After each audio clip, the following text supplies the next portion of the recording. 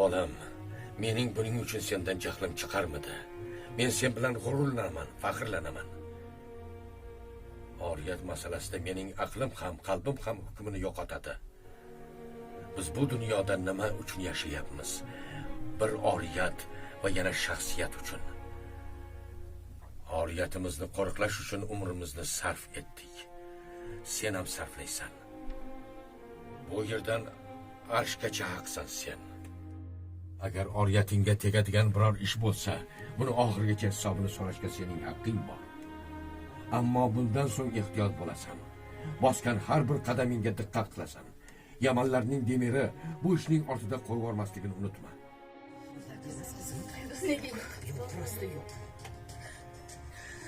Nega? O'g'lim.